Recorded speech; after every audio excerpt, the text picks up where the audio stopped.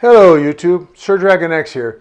The financial solvency requirements for residency in Mexico has drastically increased in 2022. We're going to discuss that in the video coming up next.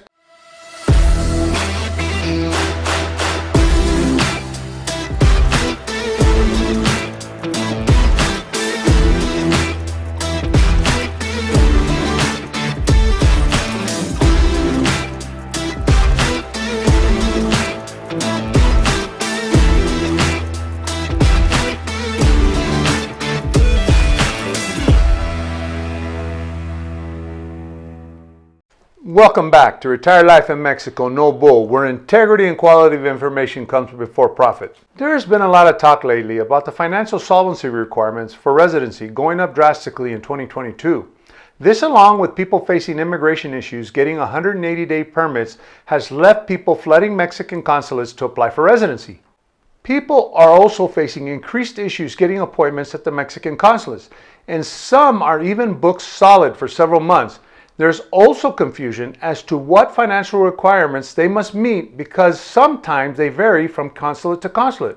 Recent discussions on social media due to the increased requirements of 2022 suggest that you should obtain your residency as soon as you can, even if you plan to move later on.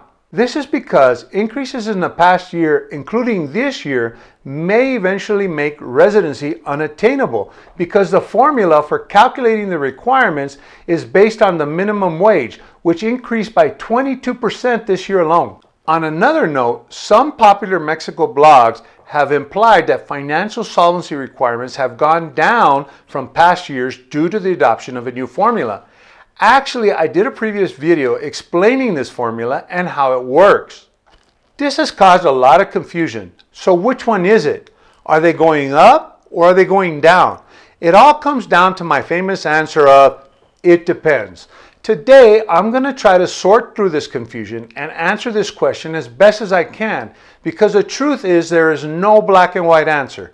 I am also going to try to dispel some of the misconceptions people may have about the financial solvency requirements for residency here in Mexico.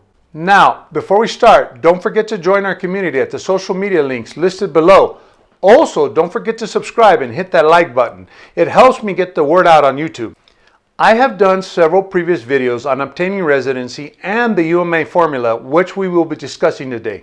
For the sake of trying to simplify this video, I will not be going into the details about getting residency or the UMA formula, but I will be leaving a link to those videos in the description below. In this video, I will be concentrating on explaining the financial solvency requirements and why they exist to obtain residency here in Mexico. I am also going to explain why there is a disparity in financial solvency requirements between consulates. Actually, as ironic as it may seem, both scenarios I explained at the beginning of my video are correct in a sense. Yes, officially the financial solvency requirements have gone up drastically in the past few years, but at the same time, some consulates have deviated from the official formula. These deviations are lower than the official amounts, but it's not for the reasons being spread on social media. I will be explaining why. First, we must look at why Mexico has financial solvency requirements for residency to begin with. The reasons financial solvency requirements exist is because the Mexican government wants to make sure that a person getting residency here in Mexico has the financial ability to support themselves as well as not being a burden on the Mexican government. Yes, I've heard the argument that the average salary in Mexico is between $500 and $800 a month. So why are the financial requirements so high if I can live in Mexico on less than $1,000 a month? Basically, the Mexican government uses an economic formula to determine financial solvency. It has nothing to do with average salaries or cost of living here in Mexico. It is purely an economic formula based on economic indicators. This is not uncommon. Most countries, including the United States, use formulas based on economic indicators to determine financial solvency requirements. Up until 2016, the Mexican government used the minimum wage as an economic indicator to use in formulas such as taxes, fines, and of course, financial solvency for residency. In 2016, all the government agencies were urged to adopt a new economic indicator called the UMA. I explained this in a previous video if you want a full explanation. The main issue that I discussed in my previous video is that both Immigration and Exterior Relations refused to adopt this new economic indicator at the time, so all the financial requirements were based on the minimum wage here in Mexico. At the current time, the minimum wage is 172.87 pesos. The UMA indicator this year is 96.22 pesos. In 2021, immigration was mandated by the Mexican government to use the UMA index in order to calculate financial solvency requirements. As you can see, the UMA amount is much lower than the minimum wage. So let's compare the requirements for residency based on the minimum wage versus the UMA. The exchange rate varies, so I will be using an average exchange rate of 20 pesos to $1 to give you a close estimate. I will also round these figures off to simplify the amounts. Also keep in mind that I am not going to review all the ways of getting residency in this video. As I said, I have already done previous videos which you can refer to. Today, I am just going to focus on the difference in the formulas. For temporary residency, using the minimum wage formula, the monthly minimum wage requirement is now approximately $2,600 this year. The minimum savings requirement is now approximately $43,000 this year. That is a 22% increase from last year. Now, let's apply the UMA formula. It's the same formula, but using the UMA indicator as I described before.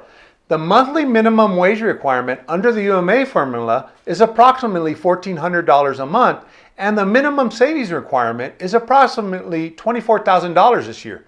So, what are the financial requirements that I must meet? If the immigration has gone to the UMA formula, then the requirements must be the lower amounts, right? Well, the official answer is that you must still meet the qualifications based on the minimum wage. But wait, didn't you just tell me that immigration went to the UMA formula? How can that be? Isn't immigration the one that processed my application for residency? Well, here's the catch. You actually have to start your residency application at a Mexican consulate outside of Mexico. The Mexican consulate then issues you a temporary visa in order to report to immigration to apply for your residency. The bottom line is that the Mexican consulate officially still uses the minimum wage formula to calculate financial solvency. So you see, they did go down drastically last year, but only with immigration, yet stayed at the same level with the consulates and even went up 22% this year. Now, I had high hopes last year that the Mexican consulates would start to follow suit with immigration and start to use the UMA formula. Unfortunately, that didn't happen and remains the same up until now.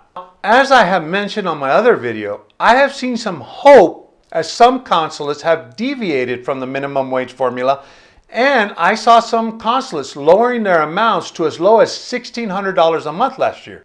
I saw this as a possible sign that we may see the adoption of the UMA formula, but so far, no dice. This brings me to a myth that's circulating around on social media about the adoption of the UMA formula by immigration. The myth is that somehow the Mexican consulates are transitioning to the new formula, and some have actually adopted the new formula. Truth is that Exterior Relations has full discretion to set the amount they feel fit and is currently officially still using the formula based on the minimum wage. Yes, some consulates have deviated from the formula, but at this time, no consulate is officially using the UMA formula. What's the important takeaway from all of this? My best advice is to check each individual consulate's website to see the exact amount they require.